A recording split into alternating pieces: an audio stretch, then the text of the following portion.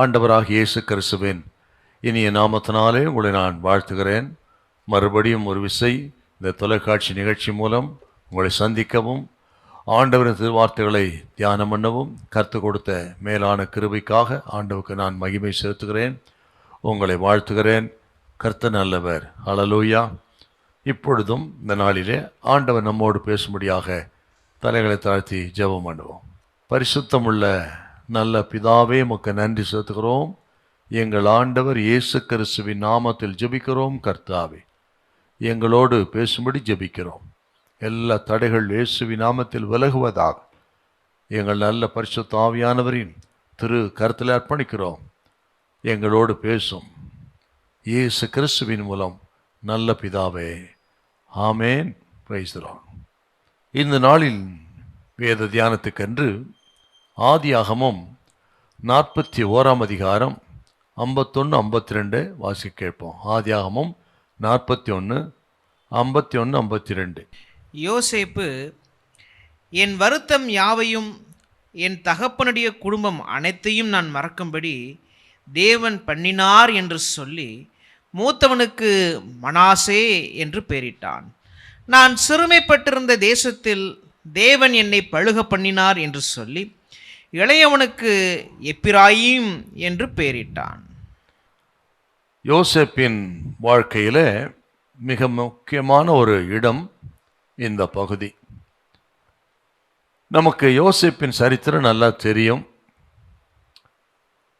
கானான் தேசத்தில் தகப்பனும் சகோதரர்களும் அவர்களோடு கூட இருக்கும் பொழுது சகோதரர்கள் யோசேப்பின் மீது பொறாமை கொண்டு குழியிலே போட்டார்கள். எடுத்து இஸ்மவேல் கையில் விற்று போட்டார்கள். இஸ்மவேலர் கொண்டு போய் எகிப்து தேசத்தில் பார்வோனுக்கு தலையாரியாக இருந்த போத்திபார் என்கிற மனிதனுடைய வீட்டிலே விற்று போட்டார்கள். அங்கே பல ஆண்டுகள் இருக்கிறார். அங்கேயும் போத்திபாரின் மனைவினால் வீண் பழி சாட்டப்பட்டு அது நிமித்தம் எகிப்து தேச சிறைச்சாலையில் போடப்பட்டு 2 வருஷம் சிறைச்சாலையில் இருந்தார். இப்படி 13 ஆண்டுகள் மிகப்பெரிய ஒரு போராட்டம் உபத்திரவத்துக்கு பிறகு ஆண்டவர் யோசேப்பை உயர்த்தினார். பார்வோனுக்கு சம்பளத்துக்கு அர்த்தத்தை சொல்ல பார்வோன் எகிப்து தேசத்துக்கு பிரதம மந்திரியாக யோசேப்பை உயர்த்தினார். அந்த பதவியில் இருக்கும் பொழுது நடைபெற்ற ஒரு நிகழ்ச்சி தாங்க நம்ம வாசிக்க கேட்டோம். அந்த எகிப்து தேசத்திலே ஒரு ஸ்திரியை பார்வோன் மன்னன் விவாகம் பண்ணி வைத்தான். அவர்களுக்கு 2 பிள்ளைகள் பிறந்தார்கள். மூத்தவன் மனாசே, இளையவன் எப்பிராயிம். இந்த மனாசே எப்பிராயிம் என்று இந்த 2 பெயர்களை வைத்ததுக்கு என்ன காரணம்? அது எகிப்து தேசத்து சேர்ந்த பெயர் அல்ல. எபிரேயர்களின் பெயர்தான் இந்த மனாசே எப்பிராயிம் என்பது. ஒரு அந்நிய தேசத்தில் இருந்தாலும் பக்தன் யோசேப்பு அந்த தேசத்தாருடைய பெயர்களை வைக்காமல் அங்கே எபிரேயருடைய பெயரை வைத்தான் என்றால் இவ்வளோ ஆழமான ஆவிக்குரிய அனுபவம் இந்த யோசேப்புக்கு இருந்தது பாரு. அப்படி தன் பிள்ளைகளுக்கு அப்படி அந்த பெயர்களை வைத்ததுக்கு காரணம் இருந்தது.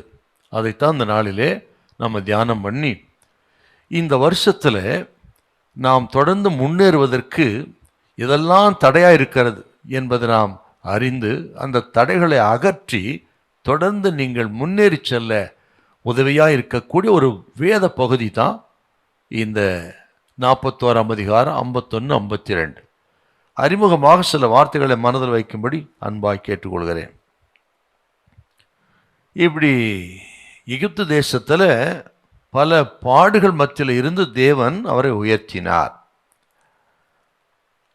உயர்த்தினார் என்றால் சும்மாலாம் உயர்த்தலைங்க. ஆண்டவர் மனுஷனை உயர்த்துவார் என்று சொன்னால் அதற்கு காரணம் இருக்க வேண்டும். அதற்கான தன்மைகள் நம்மிடத்தில் இருக்க வேண்டும்.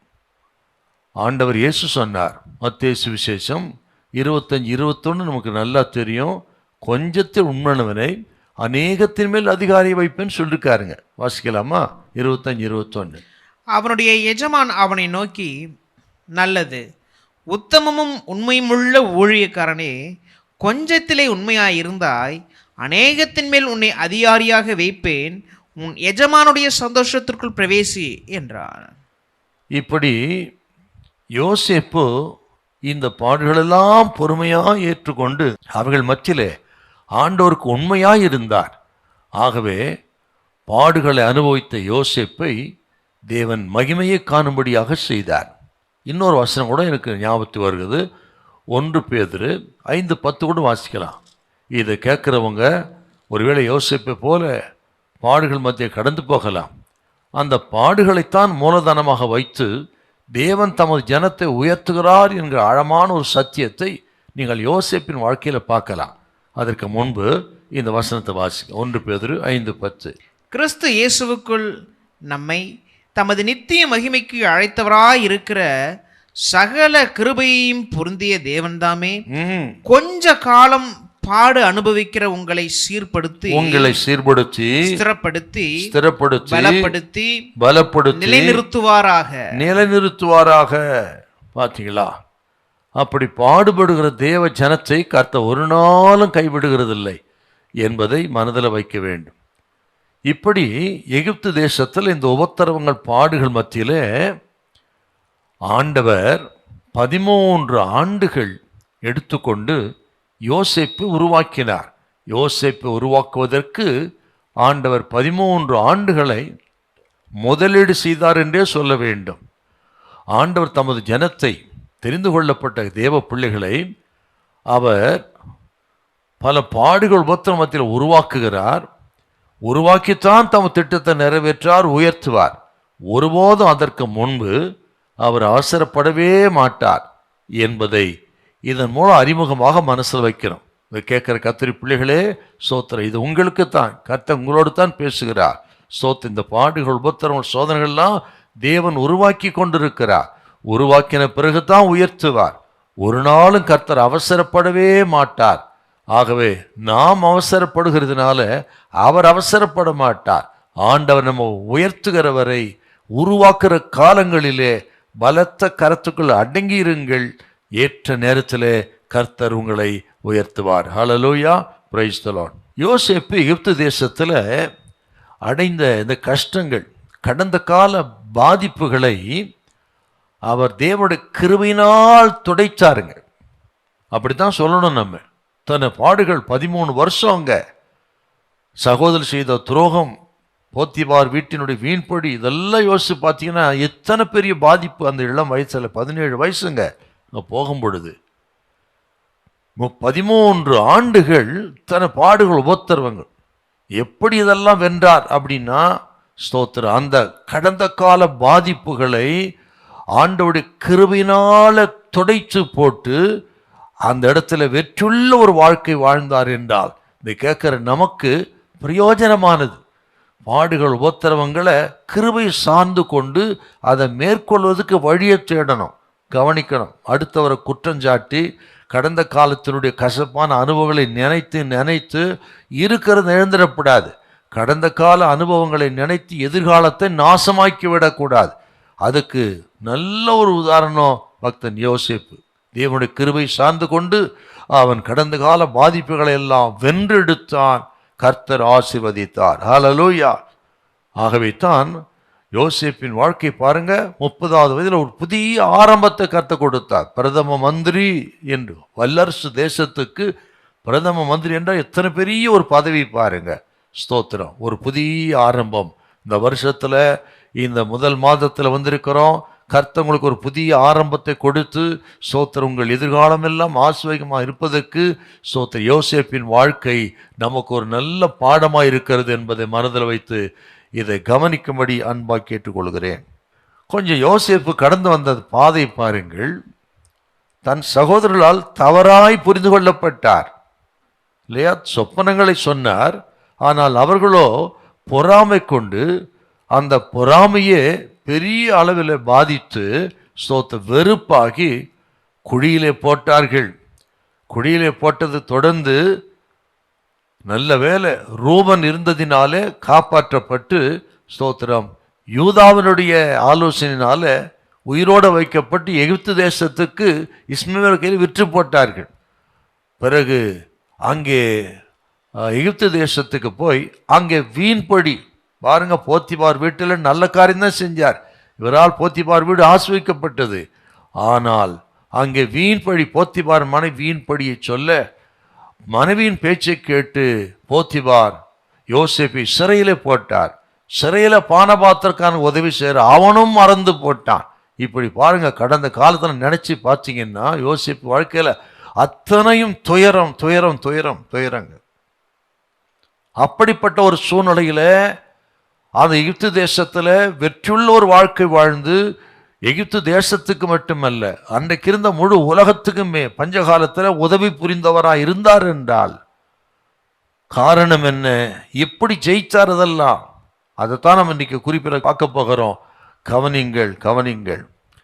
இத்தனை பாடுகள் நடந்தாலும், இத்தனை சோதனைகள் வந்தாலும் தன் சகோதரர்களை அவன் வெறுக்கவில்லை. குழியில போட்டார்கள், இஸ்மவேல் கையில விற்று போட்டார்கள். இதனால் தன் சகோதரரை பதவி வந்த பிறகு, உயர்ந்த பிறகு தன் சகோதரர்களை வெறுக்கவில்லை, அவர்களை பழிவாங்க வேண்டும் என்று எண்ணமும் இல்லை. பாருங்க, அதுதாங்க ரொம்ப விசேஷம். மட்டுமல்ல, பதவி உயர்ந்த பிறகு சகல அதிகாரம் கையில் இருக்கு என்பதற்காக தன்னை அநியாயமாய் சிறைக்கு அனுப்பின தன்னுடைய முன்னாள் பாஸ் போத்திபாரை எந்த விதத்திலும் தரக்குறைவா நடத்தல. அவன் மனைவியை எந்த விதத்திலும் தண்டனை கொடுக்கல. அதை விட பானபாத்திரக்காரன் பாருங்க, சொப்பனத்தை சொன்னார், நீ வாழ்ந்திருக்கும் பொழுது நினைத்துக்கொள் என்று சொல்லி அனுப்பி அவனோ மறந்து போனான். நன்றி கெட்டவனாய் போனான். நன்றி கெட்டவனாய் போன அந்த பானபாத்திரக்காரனை ஸ்தோத்திரம் தன் பதவியை பயன்படுத்தி அவனை எதையும் செய்யல. நினைச்சிருந்த கிள்ளுகிற மாதிரி தூக்கி போட்டிருக்கிறாங்க. ஆனால் அவனையும் ஒன்று செய்யலை, யாருக்கு தீங்கு செய்யலுங்க. ஸ்தோத்திரம், அத்தனை பேருக்கு உதவியாயிருந்தார் என்றார். ஓ, யோசேப்புடைய உயர்வும் அவருடைய தன்மைகளும் குண லட்சணங்கள் ஆச்சரியமானவை. இயேசு கிறிஸ்துவுக்கு நிழலாட்டமாயிருக்கிறார் யோசேப்பு. இயேசு கிறிஸ்துவுக்கு விரோதமாக சகோதரர்களே பகைத்தார்கள், மத தலைவர்கள் பகைத்தார்கள். அவர் சொந்தமானதில் வந்தார், அவர்களோ ஏற்றுக்கொள்ளவில்லை. உதவி பெற்றவர்களே, ஒரு நாள் ஓசன்னா என்று சொன்னவர்களே அதே வாய் இவனை சிலுவையில் அறையும் என்றார்கள். இத்தனை செய்த பிறகும் ஆண்டவர் இயேசு யாரையும் பழிவாங்கவில்லை, பதில் செய்யவில்லை. மாறாக, பிதாவே இவர்களுக்கு மன்னியும், தாங்கள் செய்கிறது என்னதென்று அறியாதிருக்கிறாளே என்று சிலுவையிலேயும் அவர்களுக்காக ஜெபித்தார் என்றால், ஓ, இயேசு கிறிஸ்துவின் திவ்ய சுபாவத்தை யோசேப்பின் வாழ்க்கையில நம்ம பார்க்கிறோம். ஸ்தோத்திரம். சரி, யோசேப்புக்கு இத்தனை ஒரு நல்ல திவ்ய சுபாவம் இருந்ததுக்கு என்ன காரணம்ங்கிறத தன் பிள்ளைகளுக்கு அவன் பெயர் வைத்தான் பார்த்தீங்களா? அந்த பெயர்களை வைத்தே நாம் ஆராய்ச்சி செய்தா போதுங்க, இந்த வெற்றியுள்ள வாழ்க்கைக்கு என்ன ரகசியம் என்று கண்டுபிடித்து விடலாம். அதைத்தான் இன்றைக்கு நம்ம தியானிக்க இருக்கிறோம். ஸ்தோத்திரம். என்னோடு கூட சேர்ந்து இந்த பகுதி கவனிங்கள். இந்த வருஷத்தில் நீங்கள் என்ன செய்ய வேண்டும் என்று கர்த்தர் பேசுகிறார். விசுவாசிங்க, அப்படி செயல்படுங்க. இந்த வருஷத்தில் யோசேப்பை உயர்த்தினவர் உங்களை உயர்த்துவார். உங்கள் காரியமெல்லாம் ஜெயமாயிருக்கும். ஹல்லேலூயா, பிரைஸ் தி லார்ட். இப்போ இதெல்லாம் அப்படி மனதில் வைத்து, இப்போ யோசேப்பின் வெற்றியுள்ள வாழ்க்கைக்கு உயர்வுக்கு என்ன ரகசியம் என்பதை அவன் பிள்ளைகளுக்கு பேர் வைத்திருந்து பார்க்கலான்னு சொன்னேன். இப்போ பார்த்துருமா? முதலாவது, நீங்கள் ஆதியாகமம் 41:50 மறப்பது மறப்பது என்பது தலைப்பில் பார்க்கலாம். மறப்பது. இப்போ வாசிக்கலாமா? 41:50. பஞ்சமுள்ள வருஷங்கள் வருவதற்கு முன்னே யோசேப்புக்கு 2 குமாரர் பிறந்தார்கள். அவர்களை ஓன் பட்டணத்து ஆசாரியனாகிய போத்திபராவின் குமாரத்தி ஆகிய ஆஸ்நாத்து அவனுக்கு பெற்றாள். யோசேப்பு, என் வருத்தம் யாவையும் என் தகப்பனுடைய குடும்பம் அனைத்தையும் நான் மறக்கும்படி தேவன் பண்ணினார் என்று சொல்லி மூத்தவனுக்கு மனாசே என்று பெயர் வைத்தான். நல்ல கவனிங்க. யோசேப்பினுடைய வாழ்க்கையில் நடைபெற்ற இந்த அனுபவங்கள் நம்முடைய அனுதின வாழ்க்கைக்கு மிகுந்த பாடமாயிருக்கும், நல்ல பாடங்களாயிருக்கும் என்பதை மனதில் வைக்க வேண்டும். அப்படி யோசேப்பின் வாழ்க்கையிலிருந்து நாம் கற்றுக்கொள்கிற பாடங்களில் ஒன்று தான் மறப்பது. கடந்த கால பாதிப்புகளை மறப்பது. இந்த நாள் செய்தியின் தலைப்பு கடந்த கால பாதிப்புகளை புதைத்து விடுங்கிறது தான். இது ஒரு ஆழமான வார்த்தைங்க. அது கடந்த கால பாதிப்புகளை மறந்து விடு அல்லது புதைத்து விடு. யோசேப்பு எகிப்தில் இருந்த நாட்கள் தான் எப்படி மறப்பது, எப்படி மன்னிப்பது, எப்படி ஒருத்தரை மன்னிக்கிறது, எப்படி மறக்கிறது பாடத்தை எகிப்து தேசத்தில் இருந்த பொழுது தான், பாடுகள் மத்தியிலே தான் அதிகமாக யோசேப்பு கற்றுக்கொண்டார். அதான் ரொம்ப முக்கியங்க. தன் சொப்பனத்தை சகோதரர்களுக்கு சொல்றாருங்க. கானான் தேசத்தில் தகப்பன் வீட்டில் இருக்கும் பொழுது சொப்பனத்தை அங்கே சொல்றாருங்க. அதை கேட்டு அவர்கள் பரியாசம் பண்ணினார்கள். பரியாசம் பண்றாங்க. என்ன சொப்பனம்? கதிர்கட்டை குறித்துதான சொப்பனம். 12 கதிர்கட்டுகள் வயல் நிலத்தில் இருக்கிறது. அப்பொழுது 12 அந்த கதிர்கட்டுகளும் யோசேப்பின் கதிர்கட்டுக்கு முன்பாக விழுந்து வணங்குவது போல ஒரு சொப்பனம். அடுத்து சூரிய சந்திர நட்சத்திரங்கள் யோசேப்பை வணங்குவது போல ஒரு சொப்பனம். இந்த ரெண்டையும் சொன்ன பொழுது சகோதரர்கள் அவனை பகைத்து பொறாமை கொண்டு வெறுத்தார்கள். அப்படிப்பட்ட அந்த நேரத்தில் தகப்பன் யாக்கோபு யோசேப்பை அழைத்து, உன் சகோதரர்கள் ஆடுகளை மேய்த்து கொண்டிருக்கிறார்கள், அவளை சந்தித்து விட்டு இந்த பட்சணங்களை கொடுத்து விட்டு வா என்று சொல்லி பார்த்து விட்டு வரும்படியாக அனுப்புகிறாருங்க. யோசேப்பு புறப்பட்டு வந்தார். அவர்கள் தோத்தானிலே ஆடுகளை மேய்த்து மடக்கி கொண்டிருக்கிறார்கள். அங்கே வந்த பொழுது இந்த சகோதரர்கள் அவர்களுக்குள்ள இருந்தது பொறாமை வெறுப்பாக மாறி இப்படியாக இவனை கொலை செய்ய வேண்டும் என்று தீர்மானம் பண்ணுகிறார்கள். அதற்கு பல திட்டங்களை தீட்டினார்கள். ஆகவே தான் கொலை செய்ய திட்டம் தீட்டின பொழுது ரூபன் மூலமாக பாதுகாக்கப்படுகிறார். அதை குறித்து நீங்க 37ஆம் அதிகாரம் 18 24 வசனத்தை அதை நம்ம பார்க்கிறோம். நீங்கள் ஒரு 2 வசனத்தை வாசிக்கலாம். 37 18 அவர்கள் அவனை தூரத்தில் வர கண்டு அவன் தங்களுக்கு சமீபமாய் வரும் முன்னே அவனை கொலை செய்யும்படி சதி யோசனை பண்ணி ஒருவரை ஒருவர் நோக்கி, இதோ சொப்பனக்காரன் வருகிறான், நாம் அவனை கொன்று இந்த குழிகளில் ஒன்றிலே அவனை போட்டு ஒரு துஷ்டமிருகம் அவனை பட்சித்தது என்று சொல்லுவோம், வாருங்கள், அவருடைய சொப்பனங்கள் எப்படி முடியும் பார்ப்போம் என்றார்கள். ரூபன் அதை கேட்டு அவனை அவர்கள் கைக்கு தப்புவித்து அவனை அவன் தகப்பனிடத்திற்கு திரும்பவும் கொண்டு போக மனதுள்ளவனாய் அவர்களை நோக்கி, அவனை கொல்ல வேண்டாம், நீங்கள் ரத்தம் சிந்தலாகாது, நீங்கள் அவன் மேல் கை வையாமல் அவனை வனாந்தரத்தில் உள்ள இந்த குழியிலே போட்டு விடுங்கள் என்று சொல்லி இந்த ரூபன் அவனை அவர்கள் கைக்கு தப்புவித்தான். இல்லைன்னா சகோதரர்கள் குழிக்கு மேலேயே கொன்று போட்டிருப்பார்கள். இப்போ குழியில கிடக்கும் பொழுதும் அவர்கள் என்ன பண்ணாங்களாம், குழிக்கரைக்கு மேல உட்கார்ந்து போஜனம் பண்ணினார்கள். கொடுமை சார் இது. தன்னுடைய சகோதரன், உடன் பிறந்த சகோதரன் குழியில விழுந்து கதறி கொண்டிருக்கிறான்.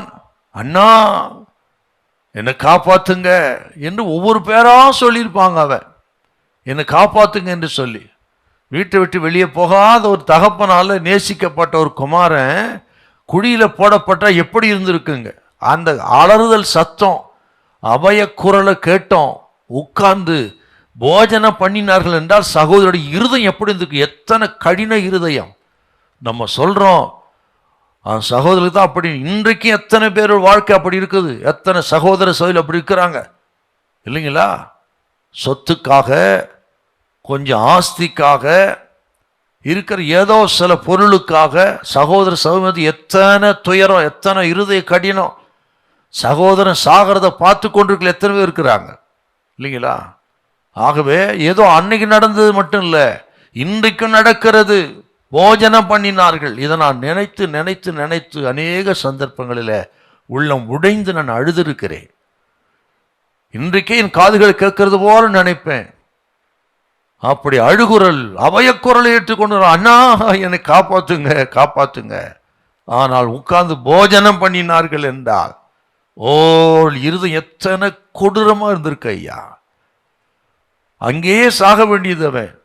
அந்த நேரத்துல யூதா காப்பாத்துறாருங்க. அப்பொழுது யூதா தன் சகோதரனை நோக்கி நாம் நம்முடைய சகோதரனை கொன்று அவன் ரத்தத்தை மறைப்பதனால் லாபம் என்ன, அவனை இந்த இஸ்மவேலருக்கு விற்று போடுவோம் வாருங்கள், நமது கை அவன் மேல் படாதிருப்பதாக, அவன் நம்முடைய சகோதரன் நம்முடைய மாம்சமுமா இருக்கிறானே என்றான். குழியிலே சாகாதபடிக்கு எப்படியாகிலும் பிழைக்கட்டும் என்று அங்கேயும் யூதாவுடைய ஆலோசனையினால காப்பாற்றப்படுகிறார். அதுக்காக ரோபனுக்கும் யூதாவுக்கும் நம்ம நன்றி செலுத்தணும், ஆண்டவருக்கு மகிமை செலுத்தணும். இப்படிப்பட்ட சகோதரர் இருக்கிறார் குடும்பங்களில். எல்லாரும் மோசம் கிடையாது. இன்னைக்கும் 4 பேர் என்று சொன்னால் அதில் ஒருத்தர் இல்லை 4 சகோதரர் ஒருத்தர் நல்லவர் இருக்கத்தான் செய்கிறார். அவர்களை தேவன் ஆசீர்வதிப்பாராக. யூதாவை தேவன் ஆசீர்வதித்தார். அப்படி இவர்கள் கைக்கு தப்பி இஸ்மவேல் கைக்கு போய் எகிப்து தேசத்தில் விற்று போட்டார்கள்.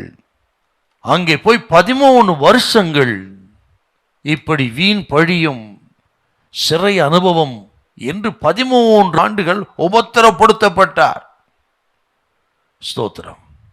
அருமையான கர்த்தருடைய பிள்ளைகளே, இதெல்லாம் நினைக்கும் பொழுது என்ன பாவம் செஞ்சாங்க யோசேப்பு? ஒரு பாவம் செய்யவில்லை. 17 வயசு தாங்க. அப்படி எந்த பாவமும் தவறும் செய்யாத ஒரு யோசேப்பை ஆண்டவர் 2 சொப்பனங்களை கொடுத்து உயர்த்துவேன் என்று சொன்ன ஆண்டவர் ஏன் இந்த உபத்திரவத்துக்கோ இந்த பாடுகளுக்கெல்லாம் அனுமதித்தார்? ஒரு கேள்வி. இன்னொரு கேள்வி என்னன்னா, இந்த உபத்திரவங்கள் பாடுகள் மத்தியிலே, குழியின் மத்தியிலே, போத்திபார் வீட்டின் வீண்படியின் மத்தியிலே, சிறைச்சாலை மத்தியிலே தேவன் எங்கே இருந்தார்? அந்த கேள்வி வருதா இல்லையா நமக்கு? இல்லையா? இது கேட்கிற கத்திரி பிள்ளைகளே, நாம அப்படி கேட்கிறோம் நீங்க நேரத்தில் இல்லைங்களா? சில பாடு உண்மையா உத்தமமா இருக்கும் பொழுது, உத்தமமா வேலை செய்யும் பொழுது, உண்மையா இருக்கும் பொழுது, இப்படிப்பட்ட வீண் பழியும் பொல்லாதவருடைய எரிச்சலும் கோபமும் பொறாம வரும் பொழுது நமக்கு இந்த கேள்வி வருகிறது, தேவனே நீ எங்கே இருக்கிறீர்? நீர் இருந்தாதெல்லாம் நடக்குமா என்றெல்லாம் நம்ம கேட்கிறோம். அல்லது இருதயத்தில் அப்படி நம்ம வியாகுலப்படுகிறோம். நான் உங்களுக்கு சொல்லுகிறேன், கர்த்தர் சொல்றாருங்க, இத்தனை பாடுகள் மத்தியில, உபத்திரத்து மத்தியில 13 ஆண்டுகள் பக்தன் யோசேப்பு அவன் அலைஞ்சு தெரிந்தாலும் பாடுபட்டாலும் தேவன் எங்கே இருக்கிறார் என்ற கேட்குறீங்க. நீங்க வாசித்து பாருங்கள். எல்லா பாடுகள் மத்தியிலும் தேவன் யோசேப்போடு கூடவே இருந்தார். ஹல்லேலூயா. அதுதாங்க உண்மை. அருகிலேயே இருந்தாருங்க. நீங்க 39ஆம் அதிகாரம் 39ஆம் அதிகாரத்துல 2 கொஞ்சம் வாசிங்க பார்க்கலாம். கர்த்தர் யோசேப்போடு இருந்தார். கர்த்தர் யோசேப்போடு கூட இருந்தார். அவன் காரிய சித்தி உள்ளவனானான். அவன் காரிய சித்தி உள்ளவனானான். பாத்தீங்களா? நம்ம கேட்கிறோமே, எங்க இருந்தார்? ஆண்டவர் யோசேப்போடு கூட இருந்தார். நீங்கள் இதே 39ஆம் அதிகாரத்துல நீங்கள் 21, 22 கொஞ்சம் வாசிக்க பார்க்கலாம். கர்த்தரோ யோசேப்போடு இருந்து அவன் மேல் கிருபை வைத்து சிறைச்சாலை தலைவனுடைய தயவு அவனுக்கு கிடைக்கும்படி செய்தார். சிறைச்சாலை தலைவன் சிறைச்சாலையில் வைக்கப்பட்ட யாவரையும் யோசேப்பின் கையிலே ஒப்புவித்தான். அங்கே அவர்கள் செய்த எல்லாவற்றையும் யோசேப்பு செய்வித்தார். அடுத்த வசனம். கர்த்தர் அவனோடு இருந்தபடியினாலும் அவன் எதை செய்தானோ அதை கர்த்தர் வாய்க்க பண்ணபடியினாலும் அவன் வசமாயிருந்த யாதொன்றையும் குறித்து சிறைச்சாலை தலைவன் விசாரிக்கவில்லை. பார்த்தீங்களா? எத்தனை முறை வருது பாருங்க. வீண்படி சொன்ன பொழுதும், அடிமையாய் விற்கப்பட்ட பொழுதும், சிறைச்சாலைக்கு போன பொழுதும், சிறைச்சாலையில் இருந்த பொழுதும் கர்த்தர் அவனோடு கூட இருந்தார். இப்ப சொல்லுங்க பார்க்கலாம், இத்தனை பாடுகள் மத்தியில, உபத்திரவ மத்தியில் கர்த்தர் எங்கே இருந்தார்னு கேட்கிறீங்களா? கர்த்தர் யோசேப்போடு இருந்தார். ஆகவே தான் இத்தனை பாடுகள் உபத்திரவத்தை எல்லாம் ஜெயிக்கக்கூடிய பலன் அவருக்கு கிடைத்தது. இப்போது கேட்கிற கர்த்தருடைய பிள்ளைகளே, கர்த்தர் உங்களோடு தான் பேசினா விசுவாசிங்க. எங்கே இருக்கிறார்? ஐயோ, நான் உண்மையா இருக்கிற, உத்தமமா இருக்கிற, ஏன் அந்த பாடு எனக்கு? எதற்காக அந்த வீட்டிலே என்னை கொண்டு வந்து என் பெற்றோர் இந்த வீட்டிலே கல்யாணம் பண்ணி கொடுத்தாங்க? நான் அப்பா அம்மா வீட்டில் எவ்வளோ சந்தோஷமா இருந்தேன், ஜெபம் பண்ணுவேன், உண்மையா இருந்தேன் வாலிபத்தில். ஆனால் இங்கே திருமணத்துக்கு பிறகு இந்த வீட்டில் இத்தனை கஷ்டம், இத்தனை பாடுகள், உபத்திரவம். ஏன் ஆண்டவரே, எனக்கு மட்டும் ஏன் ஆண்டவரே என்று கலங்கி கொண்டிருக்கீங்களா? ஆண்டவரே நீ எங்கே இருக்கிறீங்க கேட்குறீங்களா? கர்த்தர் உங்களோடு பேசுகிறார். இந்த பாடுகள் உபத்திரத்து மத்தியிலே தான் கர்த்தர் உங்களோடு இருக்கிறார். ஹல்லேலூயா, ஆமே. யோசேப்போடு கூட இருந்தவர் உங்களோடு கூட இருக்கிறார். இன்னொரு வசனத்தை சொல்ற பாருங்க, அருமையான வசனம். சங்கீதம் 34:18 கொஞ்சம் வாசிங்க. 34:18. நொறுங்குண்ட இருதயம் உள்ளவர்களுக்கு கர்த்தர் சமீபமாயிருந்து நறுங்குண்ட ஆவியுள்ளவர்களை ரட்சிக்கிறார். பாத்தீங்களா? நொறுக்கப்பட்டவர்களோடு கூட இருக்கிறார் கர்த்தர். அதான் உண்மை.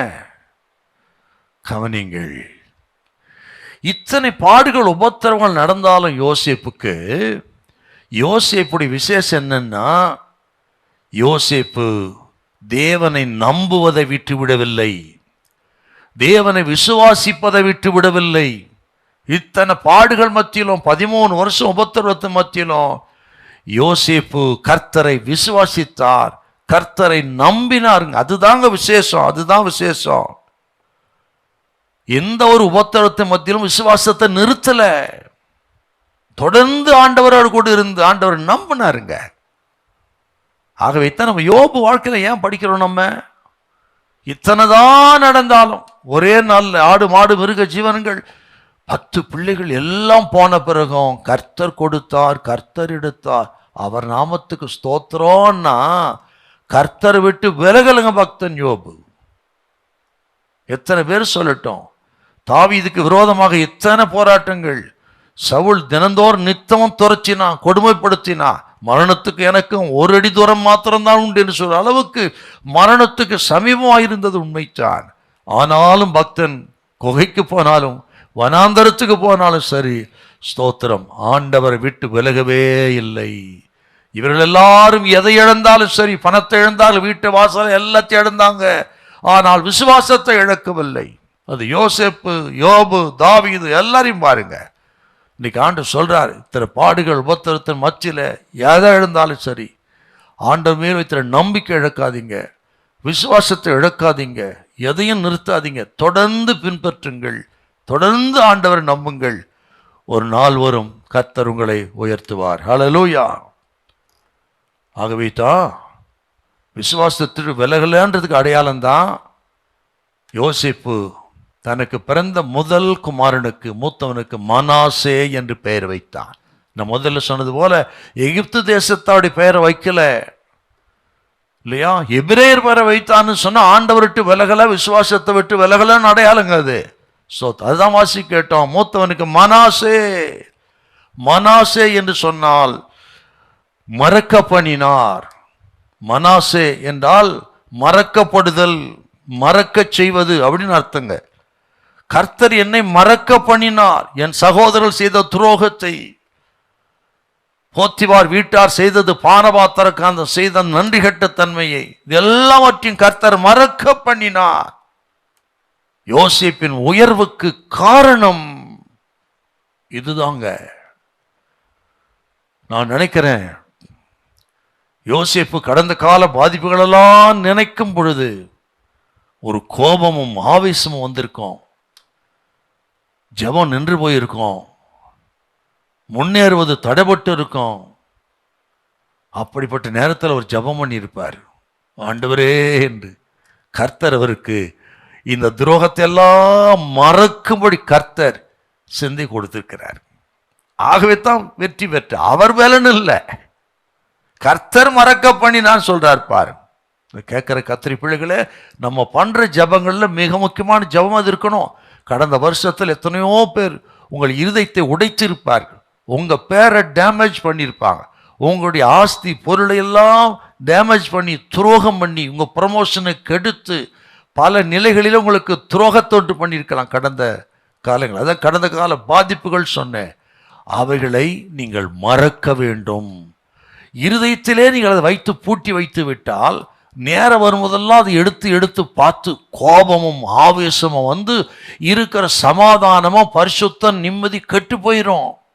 ஆகவே தான் அதை நீங்கள் மறக்க வேண்டும், அதை போட்டு புதைத்து விட வேண்டும். இனி அதை நினைக்க கூடாதுங்க. அதுதான் நமக்கு தேவையான ஒன்று. ஆகவே பழிவாங்கிற சுபாவம், கோபம், வெறுப்பு, இவைகளை கடந்த கால பாதிப்புகளை புதைத்து விடுங்கள், புதைத்து விடுங்கள். இதை கேட்கிற கத்திரி பிள்ளைகளுக்கு நான் சொல்லுகிறேன், நமது இருதயம் என்பது ஒரு நல்ல தோட்டம். அந்த தோட்டத்தில் எப்படிப்பட்ட விதைகளை நீங்கள் விதைக்கிறீர்களோ அதை பொறுத்துத்தான் அது வளர்ந்து அது கசப்பான கனியா இனிப்பான கனியா என்று அறிந்து கொள்ள முடியும். நீங்கள் விதைக்கிற விதை பொறுத்துத்தான். அப்படித்தான் நம் இருதயத்தில் கோபம், எரிச்சல், வெறுப்பு போன்ற விதைகளை விதைத்தால் அதெல்லாம் ஒரு களைகளை போல வளரும். களை இல்லையா, பயிர்கள் மத்தியில் தோன்றுகிற களை. அந்த களைகள் வளர்ந்து நல்ல பயிரெல்லாம் பலகீனப்படுத்திடும். உங்களுக்கு நல்ல சுபாவங்கள் எல்லாம், கர்த்தர் வைத்த சுபாவங்கள் எல்லாவற்றையும் பலகீனப்படுத்தி உங்களை ஒரு காலகட்டத்தை கொலகாரராக கூட மாற்றிடுங்க. ஆகவே உங்கள் இருதயத்தில் எப்படிப்பட்ட விதை விதைக்கிறீங்கன்றது ரொம்ப முக்கியம். யோசேப்பை பாருங்கள், அவன் இருதயத்தில் அந்த துரோகங்கள்லாம் மறக்கும்படி மறக்கிற விதை விதைத்தான். ஸ்தோத்திர, தேவன் அவனை உயர்த்தினார். ஸ்தோத்திர, அவன் தயவை நாடி சகோதரர்கள் வந்தார்கள், அவளை ஆதரிக்கிற ஒரு இரட்சகனாயிருந்தான். காரணம் அவன் விதைத்த அந்த விதைகள் மன்னிப்பது, மறப்பது. இந்த கேட்கிற கத்திரி பிள்ளைகளே, கடந்த கால அந்த பாதிப்புகளின் நிமித்தம் மறக்க வேண்டிய மறந்து, மன்னிக்க வேண்டிய மன்னித்து நல்ல விதைகளை விதையுங்கள். அது வளர்ந்து கனி கொடுக்கும். யோசேப்பு கனிதரும் திராட்சை செடின்னு அவங்க அப்பா சொன்னார் பாருங்க, ஆதியாக 49. அதை போல கனி கொடுக்கிற மக்களாக இருப்பீங்க, அநேகருக்கு ஆசீர்வாதமாக இருப்பீங்க. கர்த்தர் உங்களை கைவிடவே மாட்டார். ஹல்லேலூயா, ஆமென். என்றால் சில வசனத்தை சொல்லுவேன், ரொம்ப முக்கியம் உங்களுக்கு. இப்படி கனி கொடுப்பதற்கு, மறப்பதற்கு என்ன செய்யணும், சில வசனத்தை வாசிப்போம். முதல்ல ரோமர் 12ஆம் அதிகாரம் 19 முதல் 21 வசனம். பிரியமானவர்களே, பழிவாங்குதல் எனக்குரியது, நானே பதில் செய்வேன் என்று கர்த்தர் சொல்லுகிறார் என்று எழுதியிருக்கிறபடியால் நீங்கள் பழிவாங்காமல் கோபாக்கினைக்கு இடம் கொடுங்கள். அன்றியும் உன் சத்துரு பசியாய் இருந்தால் அவனுக்கு போஜனம் கொடு, அவன் தாகமாயிருந்தால் அவனுக்கு பானம் கொடு. நீ இப்படி செய்வதனால் அக்னி தழலை அவன் தலையின் மேல் குவிப்பாய். நீ தீமையினாலே வெல்லப்படாமல் தீமையை நன்மையினாலே வெல்லு. இதுக்கெல்லாம் வியாக்கியானமே வேண்டாம். இன்னொரு வசனம், எபிரெயர் 8:12. எபிரெயர் 8:12. ஏனெனில் நான் அவர்கள் அநியாயங்களை கிருபையாய் மன்னித்து அவர்கள் பாவங்களையும் அக்கிரமங்களையும் இனி நினையாமல் இருப்பேன் என்று கர்த்தர் சொல்லுகிறார். நீங்கள் அப்படி மன்னித்தால் அவர் உங்கள் பாவங்களை மன்னித்து நினைக்க மாட்டார். கடந்த கால பாதிப்புகள், துரோகங்கள் இவைகளெல்லாம் நீங்கள் நினைக்காம மறந்துட்டா உங்கள் பாவங்களை கர்த்தர் நினைக்க மாட்டார். எவ்வளோ பெரிய ஆசீர்வாதங்க. இன்னொரு வசனம், எபிரெயர் 10:16-17. அந்த நாட்களுக்கு பின்பு நான் அவர்களோட பண்ணும் உடன்படிக்கையாவது, நான் என்னுடைய பிரமாணங்களை அவர்களுடைய இருதயங்களில் வைத்து அவைகளை அவர்களுடைய மனதில் எழுதுவேன் என்று கர்த்தர் சொல்லுகிறார் என்பதை உரைத்த பின்பு அவர்களுடைய பாவங்களையும் அவருடைய அக்கிரமங்களையும் நான் இனி நினைப்பதில்லை, நான் இனி நினைப்பதில்லை. பாத்தீங்களா? அப்போ நாம் அடுத்தவர் பாவ அக்கிரத்தை நினைக்காம இருந்தாதான் கர்த்தர் நினைக்க மாட்டார் நம்ம பாவங்களை. எவ்வளவு நல்ல பாடுங்க இது நமக்கு. மறக்க பண்ணினார் என்று மனாசே என்று பெயர் வைத்தான். இன்னொரு வார்த்தை சொல்லி அடுத்த குறிப்பு கவனிக்கணும். இப்படி இத்தனை துரோகங்கள் எப்படி மீண்டு வந்தார்னா, தன் சகோதரர் செய்த அந்த துரோகத்தை அப்படியே தேவன் கரத்தில் கொடுத்து விட்டார். நமக்கு தேவையானதெல்லாம். சகோதரர் செய்த துரோகம், போத்திபார் மனைவியினுடைய வீண் பழி, நன்றி கெட்ட பானபாத்திரக்காரன், இவர்கள் செய்த எல்லா அந்த துரோகம், நன்றி கெட்ட தன்மை, பாதிப்பு, உள்ளத்தை உடைத்தது, இது எல்லாவற்றையும் தனக்குள்ளே வைத்து கொள்ளவில்லை, அதை தேவன் கரத்தை கொடுத்துட்டாருங்க. ஆண்டவரே பாருங்க இந்த பானபாத்திரக்காரனை, ஆண்டவரே இந்த போத்திபாரன் மனைவி செஞ்சதை பாருங்க, ஆண்டவரே சகோதரர்லாம் வீணா என்ன இப்படி பண்ணிட்டாங்களே பாருங்க சுவாமி என்று அப்படியே எடுத்து ஆண்டவர் கையில் ஒப்பு கொடுத்துட்டார். அப்பொழுதுதான் மறக்கும்படி செய்தார் அப்படின்றது எண்ணமே வருதுங்க. ஆகவே கேட்கிற கத்திரி பிள்ளைகள், உங்களுக்கு வந்த பாதிப்புகளை, செய்த துரோகங்களை ஆண்டவர் கையில் அப்படி ஒப்பு கொடுத்து விடுங்கள். சோத்திரம், அவர்களை மன்னிக்க மறக்கக்கூடிய கிருபை கொடுப்பார். அல்லேலூயா, பிரைஸ் தி லார்ட். இதெல்லாம் நமக்கு தேவையான மிக முக்கியமான ஒன்றுங்க. ஸ்தோத்திரம். நான் யோசிக்கிறேன், இந்த சுபாவம் திடீர்னு நமக்கு வந்துடாதுங்க. இயேசுவை பார்க்கணும், இயேசுவை பாருங்கள். எபிரேயர் 12ஆம் அதிகாரம் அற்புதமான அதிகாரங்க. விசுவாச துவக்கிற முடிக்கிறவா இயேசுவையே நோக்கி பார்த்து, அப்புறம் வருது பாருங்க 2வது வசனம் 12:2. அவர் தமக்கு முன் வைத்திருந்த சந்தோஷத்தின் பொருட்டு அவமானத்தை எண்ணாமல் சிலுவையை சகித்து தேவனுடைய சிங்காசனத்தின் வலது பார்சத்தில் வீற்றிருக்கிறார். அவமானத்தை எண்ணாமல் சிலுவை சகித்து தனக்கு முன் வைத்த சந்தோஷத்தை நினைக்கிறார். என் ஜனங்கள் இந்த சிலுவை மரணத்தின் மூலம் ரட்சிக்கப்பட போகிறார்கள், அவர் நரகாக்கிலிருந்து விடுதலையாக போகிறார்கள், சமாதானம் பெற போகிறார்கள், நித்திய ஜீவனை கொடுக்க போகிறேன் என்று இனிவரும் சந்தோஷத்தை எல்லாம் அவர் பார்த்து இந்த சிலுவை அவமானத்தை எல்லாம் சகித்தார் என்றா. ஓ சோத்திரம். மன்னிக்கிற தேவ பிள்ளைகளுக்கு அவர் வைத்திருக்க ஆசீர்வாதங்களை நினைத்து பார்த்து மன்னித்து மறக்கணும் இல்லையா? இன்னொரு வார்த்தை இருக்கு பாருங்க, எபேசியர் 4:32 கொஞ்சம் வாசிகள். அருமையான வசனம். 4:32. ஒருவருக்கொருவர் தயவாயும் மன உருக்கமாயிருந்து கிறிஸ்துவுக்குள் தேவன் உங்களுக்கு மன்னித்தது போல நீங்களும் ஒருவருக்கொருவர் மன்னியுங்கள், இயேசு மன்னித்தது போல. பவுல் சொல்றாருங்க, பிலிப்பியர் 3ஆம் அதிகாரம் 13-14, பின்னானவர்களை மறந்து முன்னானவர்களை நாடி தேவன் அடைத்த பரமடைப்பின் பந்தய பொருளுக்கா இலக்கை நோக்கி தொடர்கிற. பின்னானவர்களை மறந்தாதான் முன்னானவர்களை நோக்கி போக முடியும். ஆகவே தான் சொன்ன, கடந்த கால பாதிப்புகளை புதைத்து விடுங்கள். இதை கேட்கிற கத்திரி பிள்ளைகளே, அதை புதைத்து மன்னித்து மறந்து விடுங்கள். ஸ்தோத்திரம். தேவன் உங்களை உயர்த்துவார். ஹல்லேலூயா. நீங்கள் முன்னேறுவதற்கு இந்த வருஷத்துல இந்த பாடம் நல்ல ஒரு பாடம். ஹல்லேலூயா. இல்லைன்னா இதுவே உங்களுக்கு பெரிய தடையா இருந்து நீங்கள் முன்னேற மாட்டீங்க என்பதை மனதில் வைத்துக் கொள்ளுங்கள்.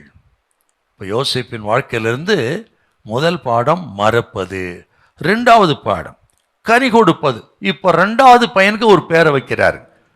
வாசிக்கலாமா? 41:52. நான் சிறுமைப்பட்டிருந்த தேசத்தில் தேவன் என்னை பழுக பண்ணினார் என்று சொல்லி இளையவனுக்கு எப்பிராயிம் என்று பெயரிட்டான். 2வது மகன் பிறந்தான், அவனுக்கு எப்பிராயிம் என்று பெயரிட்டான். எப்பிராயிம் என்று சொன்னால் கனி கொடுப்பது அப்படின்னு அர்த்தங்க. கனி கொடுப்பது.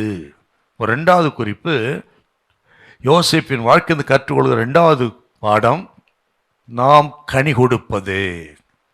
இதில் ஒரு வார்த்தை நான் யோசித்தேன். இந்த 2 வசனத்தையும் கொஞ்சம் அப்படி கம்பேர் பண்ணி பார்த்தீங்கன்னா, அதில் 2 வார்த்தை பாருங்க. 51 தேவன் மறக்கும்படி பண்ணினார், 52 பலுக பண்ணினார். 2 பாருங்க, மறக்க பண்ணினார், பலுக பண்ணினார். அவர் பண்ணினார்ன்ற வார்த்தை கொஞ்சம் மனசுல வைங்க. என்றால் அர்த்தம் என்னன்னா, தேவன் யோசேப்பை உருவாக்கினார். யோசேப்பு தேவனால் உருவாக்கப்பட்ட மனிதன். ஆண்டவர் யோசேப்பை சிருஷ்டித்து உருவாக்கி எகிப்து தேசத்தில் வைத்தார். இன்னொரு வசனம் உங்களுக்கு சொல்லணும். நான் 105ஆம் சங்கீதத்தில் அருமையான ஒரு வசனங்க. ஏதோ யோசேப்பின் வாழ்க்கையில் எதேச்சா நடந்த விஷயம் இல்லை, எல்லாம் முன்கூட்டியே நடந்தது. தேவன் தான் உருவாக்கி திட்டம் வகுத்து கொண்டு வந்து நிறுத்துறாருங்க. 105ஆம் சங்கீதம் 16-18 வசனம் 19 வரலும். அவர் தேசத்திலே பஞ்சத்தை வருவித்து ஆகாரம் என்னும் ஆதரவு கோலை முற்றிலும் முறித்தார். அவர்களுக்கு முன்னாலே ஒரு புருஷனை அனுப்பினார். யோசேப்பு சிறையாக விற்கப்பட்டான். அவன் கால்களை விலங்கு போட்டு ஒடுக்கினார்கள். அவன் பிராணன் இரும்பில் அடைபட்டிருந்தது. கர்த்தர் சொன்ன வார்த்தை நிறைவேறும் அளவும் அவருடைய வசனம் அவனை புடமிட்டது. அப்படின்னா ஆண்டவர் தாங்க கொண்டு போய் வைத்திருக்கிறார்னு திட்டமும் தெளிவா சங்கீதக்காரன் சொல்றாருங்க. ஆகவே சொன்ன மறக்க பண்ணினார், பலுக பண்ணின ஆண்டவரே உருவாக்கினார் யோசேப்பை. தேவனால் உருவாக்கப்பட்டவன் யோசேப்பு. யோசேப்பு தேவனால் உருவாக்கப்பட்ட மனிதன். அப்படி உருவாக்கி சிருஷ்டித்து எகிப்து தேசத்துல அவர் தாங்க கொண்டு போய் வச்சாருங்க. என்றால் எத்தனை ஒரு ஆச்சரியமான விஷயங்க. அப்படி கர்த்தர் வைத்து எகிப்து தேசத்துல ஆண்டவர் யோசேப்பை உருமாற்றினார். நல்ல மனிதனாக மாற்றின இடம் எகிப்து தேசத்தான் இல்லையா? எகிப்து தேசத்து இஸ்ரவேல் ஜனங்களுக்கு இருப்பு கால்வாய் அப்படின்னு நிறைய இடத்துல வாசிப்போம் இல்லையா? புடமிடுகிற இருப்பு கால்வாய்ங்க. அது அங்க வைத்துதான் யோசேப்பை கர்த்தர் உருவாக்கினார். அப்படின்னா நம்ம சிருஷ்டித்த தேவன், உங்களை சிருஷ்டித்த தேவன் உருவாக்குகிற விதங்களில் ஒன்று தான் சோதனைகள், பாடுகள். அந்த பாடுகள் சோதனைகளில்தான் எப்படி பொன்னை புடமிட்டு பசுமொன்னாக எடுக்கிறார்களோ, பொன்னிலிருந்து களிம்பை நீக்கி பசும்பொன்னாக உருவாக்குறார்களோ, அதை போல ஆண்டவர் நம்மை அநேக இந்த அக்கினி சூளையில் கொண்டு போய் போட்டு பாடுகள் உபத்திரவங்கள் மத்தியில் போட்டு அவர் நம்மை உருவாக்குகிறார். நம்மை தாயின் கர்ப்பத்தில் சிருஷ்டித்த தெய்வம் அநேக பாடுகள் மத்தியிலே, இருப்பு கால்வாய்கள் மத்தியிலே நம்மை உருவாக்குகிற பசும் பொன்னாய் மாத்துறாருங்க. ஆகவே தான் யோபு இப்படி அநேக உபத்திரவத்தை சந்தித்த பக்தன் யோபு, அவர் வாயிலேந்து வந்த வார்த்தை பாருங்களேன். யோபு 23:10. ஆனாலும் நான் போகும் வழியை அவர் அறிவார். அவர் என்னை சோதித்த பின் நான் பொன்னாக விளங்குவேன். பாத்தீங்களா? சோதித்த பின் பொன்னாக விளங்குன்னா சோதனை, அதான் சொன்ன இருப்பு கால்வாய் அக்கினி சோலை. அதுல வைத்துத்தான் யோபுவை உருவாக்கினார். இதை கேட்கிற கத்திரி பிள்ளைகளே, இப்ப சொல்லுங்க, ஏன் இந்த பாடுகள்? ரட்சிக்கப்பட்டது உண்மைதான், தெரிந்து கொண்டது உண்மைதான். ஏன் பாடுன்னா தேவன் உங்களை உருவாக்குகிறார். சோத்திரம். பாடுகள் உபத்திரவங்கள் சோதனை மத்தியிலே உருவாக்கி நீங்கள் கனி கொடுக்க வேண்டும், நீங்கள் அநேகருக்கு ஆசீர்வாதமாக இருக்க வேண்டும் என்பதற்காக உருவாக்குறார். இதை தன் வாழ்க்கையில் அனுபவித்தவன் யோசேப்பு. இத்தனை பாடுகள் எதற்கு என் வாழ்க்கையில் அப்படின்னா, நான் கனி கொடுப்பதற்கு, அடுத்தவருக்கு ஆசீர்வாதமாக இருப்பதற்கு. ஆகவே தான் இந்த பாதைக்கு நடத்தியிருக்கார் என்று உணர்ந்துட்டாருங்க. உணர்ந்த பக்தன் சொன்ன சில ஸ்டேட்மெண்ட்டை நீங்கள் வாசிச்சா நல்லா இருக்கும் உங்களுக்கு. அதில் முதல்ல ஆதியாகமம் 49:22. யோசேப்பு கனிதரும் செடி, யோசேப்பு கனிதரும் செடி, அவன் நீர் ஊற்றண்டையிலே கனிதரும் செடி, அதன் கொடிகள் சுவரின் மேல் படரும். அவன் கனிதரும் செடி அப்படின்னு யாக்கோபு சொன்னது எவ்வளவு உண்மை பாருங்க. அப்படி கனி கொடுக்கிறவனாய் இருந்தான்.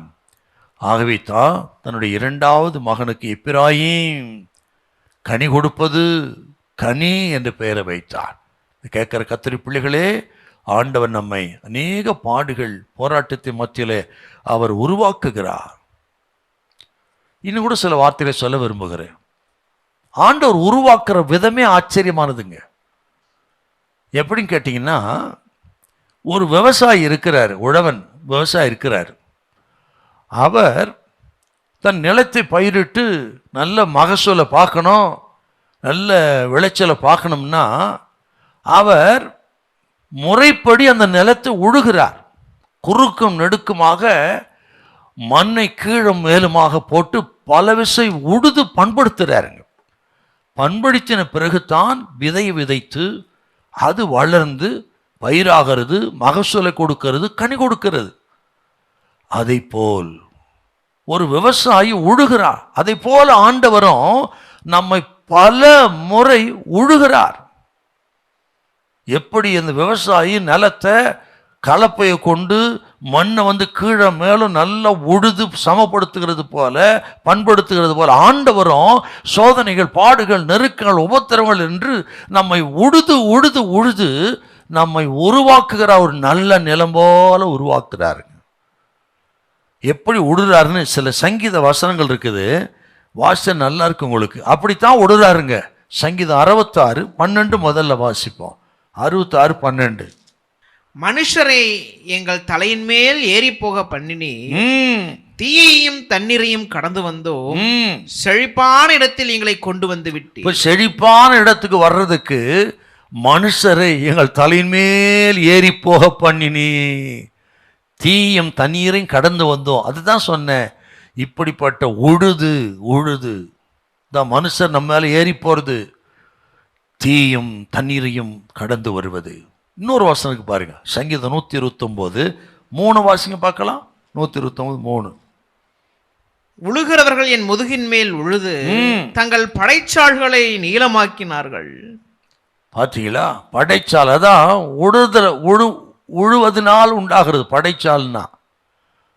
ஆக மனிதர்கள் அப்படி உழுது படைச்சாலை போல ஆக்குறாங்களா. ஆண்டவர் இயேசு கிறிஸ்துவ குறித்து தீர்க்கதரிசனமா சொன்ன வார்த்தைங்க இது. அன்றைக்கு இருந்த பிரதான ஆசாரி, வேதபாரகரும், பரிசேயனும், யூதர்கள் எல்லாம் இயேசு கிறிஸ்துவை அவரை கைது செய்து ராமுழுது அடித்து அவருடைய முதுகை படைச்சால்களை போல மாற்றினார்கள் இல்லையா? அப்படி இயேசுவை உடப்பட்டார். ஆகவே தான் பிதாவாகிய தேவன் அந்த சிலுவை மரணத்தின் மூலமாக முழு உலகத்துக்கு செழிப்பை உண்டு பண்ணினார். இயேசு தான் நமக்கு மாதிரி. இன்னைக்கு நீங்கள் உழப்படுறீங்களா? மனுஷர் மூலமாக பலவிதமான போராட்டத்து மூலம் உழப்படுறீங்கன்னு சொன்னால் நீங்கள் கனி கொடுக்க போகிறீர்கள். உங்கள் வாழ்க்கை செழிப்பா இருக்குது. செழிப்பா இருக்கத்தான் ஆண்டவர் இப்படி படைச்சால்களை போல உங்களை மாத்துறாருங்க. இதாங்க உண்மை. இன்னொரு உண்மை நான் சொல்றேன் பாருங்க. ஒரு உழவன் எப்பொழுதுமே உழுது கொண்டிருக்க மாட்டான். எப்பொழுதுமே அவன் மண்ணை கிளறி விட மாட்டான். சோத்தர் எப்பொழுதும் பரம்படிக்க மாட்டான். எப்பொழுதும் தானியத்தை தோளத்தினால இடிக்க மாட்டான். அதெல்லாம் ஒரு காலம் தான். அந்த காலம் முடிவுக்கு வரும் பொழுது அடுத்த ப்ராசஸ்ங்க. முடிவு பார்த்தீங்கன்னா செழிப்பு இல்லையா? ஒரு உழவன் தன் நிலத்தை சில காலம்தான் உழுவான், பிறகு அடுத்த வேலை, கடைசியில் அறுவடை. அப்படித்தாங்க நம்ம வாழ்க்கையில. இதையும் வேதத்தில் ஒரு பகுதி இருக்குது. ஏசாயா 28 24 வாசிங்களேன். உழுகிறவன் விதைக்கிறதற்காக நாள்தோறும் உழுகிறது உண்டோ? தன் நிலத்தை கொத்தி நாள்தோறும் பரம்படிக்கிறது உண்டோ? அவன் அதை மேலாக நிரவின பின்பு அதற்கேற்ற இடத்தில் உளுந்தை தெளித்து சீரகத்தை தூவி முதல் தரமான கோதுமையையும் தெரிந்து கொண்ட வார் கோதுமையையும் கம்பையும் விதைக்கிறான் அல்லவோ? அவனுடைய தேவன் அவனை நன்றாய் போதித்து அவனை உணர்த்துகிறார். உளுந்து தூளத்தாலே போர்க்கடிக்கப்படுகிறதில்லை, சீரகத்தின் மேல் வண்டிலின் உருளை. கவனிக்கணுங்க. அப்படி உளுந்து தோளத்தால் போரடிக்கப்படுகிறதுனா ஆண்டோட சோதனைகள்லாம் ஓரளவுக்கு தான் இருக்கும் இல்லையா? தானியத்தின் மேல் உருளையை உருட்டுறது கிடையாது. எப்பொழுதுமே ஒருவன் பரம்படிக்கிறது இல்லை, எப்பொழுதுமே உழுகிறது இல்லை. எல்லாம் ஒரு குறிப்பிட்ட காலம்தான். நம்ம வாழ்க்கையில சோத்திரம் ஆண்டவர் அப்படித்தாங்க. திராணிக்கு மீறி சோதிக்காதவர், சோதனைக்கு தப்புமடியான போக்க உண்டு பண்ணுகிறவர். 1 Corinthians 10:13 நம்ம பார்க்கிறோம். ஆகவே இது கேட்கிற கத்திரி பிள்ளைகளே, எப்பொழுதுமே என் வாழ்க்கை போராட்டம் தானா, பிரச்சனை தானா, முடிவே இல்லையா, கலங்கி கொண்டிருக்கலாம். இது கர்த்தர்களை உழுகிற காலம், கர்த்தர்களை உருவாக்குகிற காலம். நீங்கள் நிச்சயமாய் கனி கொடுப்பீர்கள். உங்கள் வாழ்க்கை செழிப்பா இருக்கும். பொறுமையா இருங்க, அவசரப்படாதுங்க. யோசேப்பு பொறுமையா இருந்தான், அவசரப்படவில்லை. தேவன் உருவாக்கினார். அவன் தேசத்துக்கே ஆசீர்வாதம், எகிப்துக்கு ஆசீர்வாதமா இருந்தான். தன் குடும்பத்தாருக்கு யாரெல்லாம் துரோகம் பண்ணினார்களோ அவர்களுக்கு ஆசீர்வாதமா இருந்தான். அவன் கனி கொடுக்கிறவனாய் தேவன் உருவாக்கினார். ஆகவே தான் பேரை வைக்கிறான் தன்னுடைய மகன் எப்ராஹிமுக்கு. ஸ்தோத்திரம், எப்ராஹிம் நீ பலுக பண்ணினார் என்று சொல்லி கனி கொடுக்கிறவன் பேரை வச்சாரு. இதை கேட்கிற கத்திரி பிள்ளைகளே, யோசேப்பை பாருங்கள். ஸ்தோத்திரம், உருவாக்குற காலங்களை விட்டு கொடுங்கள், பலத்த கருத்துக்கள் அடங்கிருங்கள், ஏற்ற காலத்தை உயர்த்து வாருங்களே. நீங்கள் கனி கொடுப்பீங்க. நீங்கள் குடும்பத்துக்கு மட்டுமல்ல, சமுதாயத்துக்கு மட்டுமல்ல, தேசத்துக்கே ஆசீர்வாதமா இருப்பீங்க. தேவன் உங்களை உருவாக்கி கொண்டிருக்கிறார். ஹல்லேலூயா. இதை மறக்காதீங்க. இந்த வருஷத்துல முன்னேறணும்னா 2 ரொம்ப முக்கியம். மறக்கணும், ஸ்தோத்திரம். இன்னொன்று கனி கொடுக்கணும். நீங்கள் பலுகி பெருகுவீர்கள். பார்த்தீங்களா? சரி, 2 விஷயத்தை பார்த்துருக்கிறோம். மறக்கிறது, அப்புறம் கனி கொடுக்கிறது. உருவாக்கி கனி கொடுக்க வைக்கிறா. யோசேப்பை உருவாக்கி கனி கொடுக்க வைத்தார். 3வது ரொம்ப முக்கியம். இதெல்லாம் செய்த நமது தேவன் யார்? நமது தேவனோ உண்மையுள்ளவர். தேவனுடைய உண்மை 3வது. இதுக்கு ஆதியாகமம் 45:5 கொஞ்சம் வாசிங்க பார்க்கலாம். என்னை இவ்விடத்தில் வரும்படி விற்று போட்டதினால் நீங்கள் சஞ்சலப்பட வேண்டாம். சஞ்சலப்பட வேண்டாம். அது உங்களுக்கு விசனமாயிருக்கவும் அது வேண்டாம். உங்களுக்கு விசனமாயிருக்க வேண்டாம். ஜீவரட்சணை செய்யும்படிக்கு தேவன் என்னை உங்களுக்கு முன்னே அனுப்பினார். தேவன் என்னை உங்களுக்கு முன்னே அனுப்பினார். நல்லா கவனிக்கணுங்க. அவர் யார்? இந்த அளவுக்கு யோசேப்பு உருவானுக்கு என்ன காரணம்? அது சொல்றாரு பாருங்க. ஸ்தோத்திரம். என்னை மறக்க பண்ணினவர் தேவன், என்னை பலுக பண்ணினவர் தேவன். நல்லா கவனிக்கணுங்க. இங்க சொல்றாரு பாருங்க, தேவனே உங்களுக்கு முன்பாக என்னை உங்களுக்கு ஜீவரட்சணை பண்ணும்படியா அனுப்பினார் என்றார். யோசேப்பின் வாழ்க்கையில உயர்வுக்கு முழு காரணம் தேவனே. தேவன் அவர் கொடுத்த தரிசனங்களிலே சொப்பனங்களிலே நிறைவேற்றுவதில் உண்மையாயிருந்தார். ஆகவே கூடவே ஆண்டவரும் கடந்து வந்தார். யோசேப்பு குழிக்கு போன பொழுது அங்கு இருந்தார்.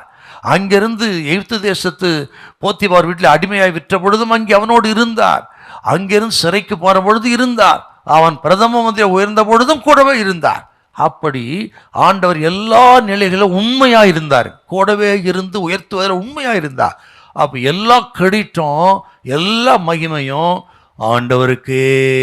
ஹல்லேலூயா.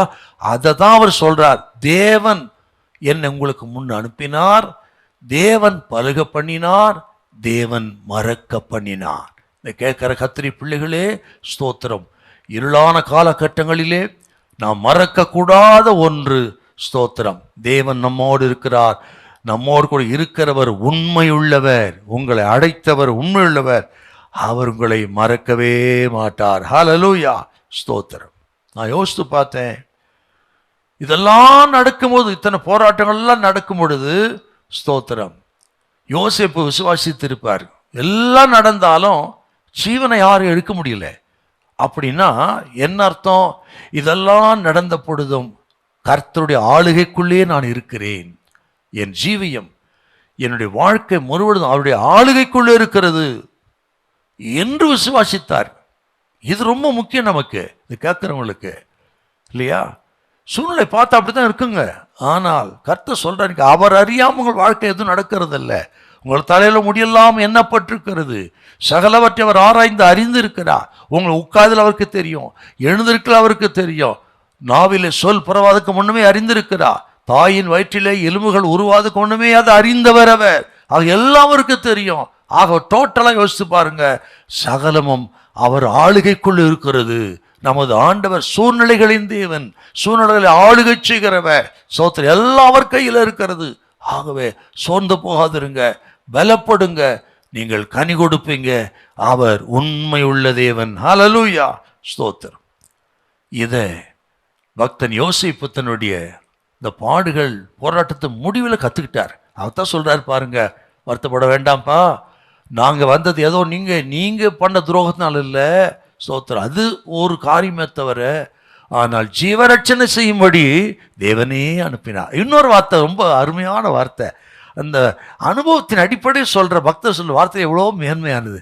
50ஆம் அதிகாரம் 20வது வசனம். 50:20. நீங்கள் எனக்கு தீமை செய்ய நினைத்தீர்கள், தேவனோ இப்பொழுது நடந்து வருகிறபடியே வெகு ஜனங்களை உயிரோடு காக்கும்படி அதை நன்மையாக முடிய பண்ணினார். என்ன அருமையான வார்த்தைங்க. எனக்கு தீமை செய்ய நினைச்சீங்க.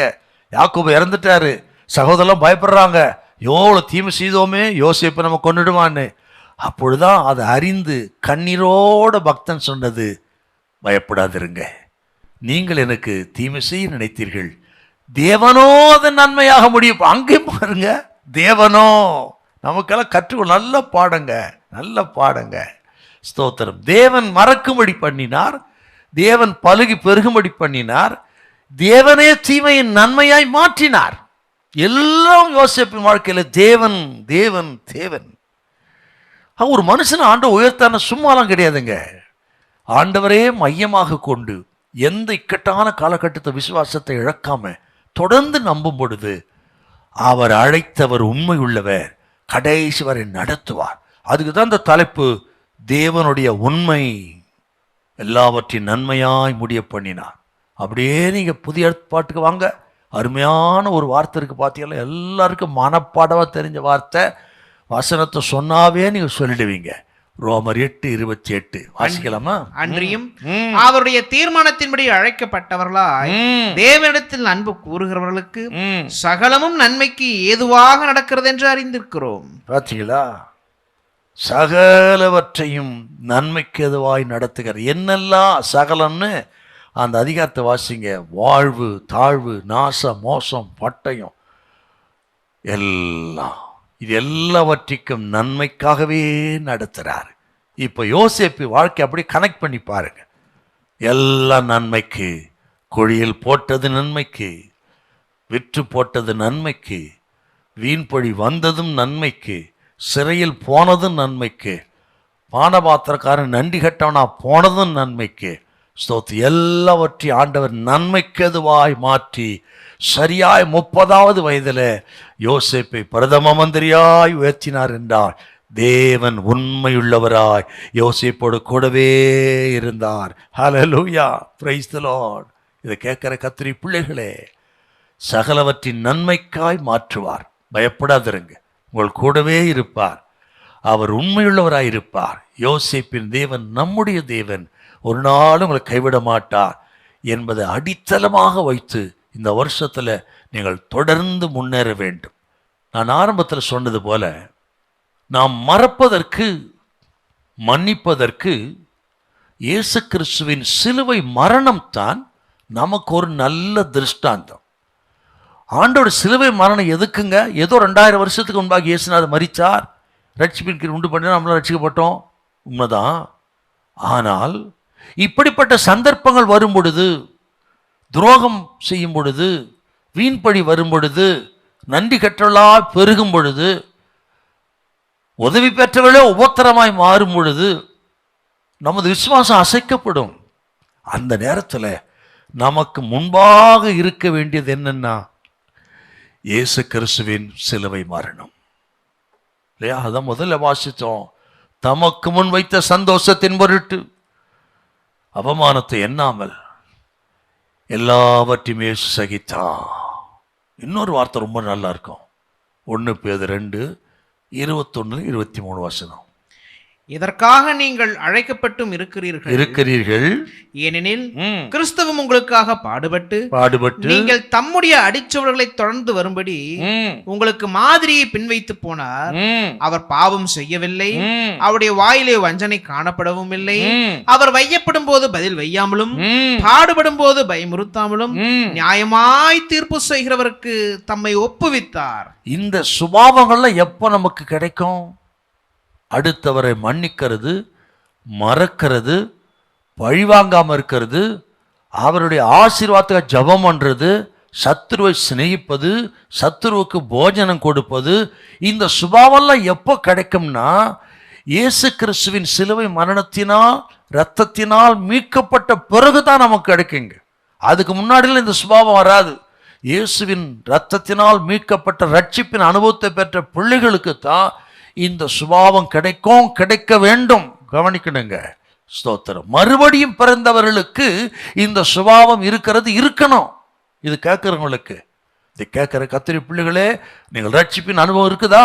ரட்சிப்பின் அனுபவத்தை பெற்றவர்கள் ஸ்தோத்திரம் சிலுவையை பாருங்கள். ஸ்தோத்திரம். சகல உபத்திரவத்தை எல்லாம் ஆண்டவர் கருத்தை கொடுங்க. நான் ஆரம்பத்தில் சொன்னது போல, சகோதரர் செய்த துரோகத்தை யோசேப்பு ஆண்டவர் கருத்தை கொடுத்து, ஆண்டவரே இந்த துரோகத்தில் நீங்க பாருங்க. வீண்பழி சுமத்தன போத்தி பாறையும் மனைவியும் நீங்க பாருங்க. நன்றி கட்டவனா இந்த பானபாத்திரக்காரனை நீங்க பாருங்க என்று எல்லாவற்றையும் எடுத்து யோசேப்பு கர்த்தரகத்தை கொடுத்தார். ஆகவே தான் மன்னிக்க மறக்கக்கூடிய கிருபை கொடுத்தார். அதைத்தான் சொல்லுங்க. எல்லாவற்றையும் சிலுவை நாதராகி ஆண்டவர் கரத்தில் கொடுங்கள். அவர் ஏற்றுக்கொண்டு உங்களை ஆசீர்வதிப்பார். வருத்தப்பட்டு பாரச மக்களே, நீங்கள் எல்லாரும் இடத்தில் வாருங்கள், நான் உங்களுக்கு இளைப்பாறுவேன் சொன்ன அற்புத தெய்வம் உங்களுக்கு நல்ல இளைப்பாறுதலை கொடுத்து இந்த வருஷத்துல மேன்மைப்படுத்துவார், கனி கொடுக்கும்படி செய்வார். எகிப்தில் தேசத்துக்கு ஆசீர்வாதம் இருந்தது போல உங்களை தேசத்துக்கும் குடும்பத்துக்கும் ஆசீர்வாதமா வைப்பார். அவர் உண்மை உள்ள தேவன். ஹல்லேலூயா, பிரைஸ் தி லார்ட். ஆண்டவர் உண்மையுள்ளது எவ்வளவு முக்கியமான ஒரு வார்த்தை பாருங்க. ஆகவே இதை கேட்ட அருமையான கர்த்தருடைய பிள்ளைகளே, ஸ்தோத்திரம்.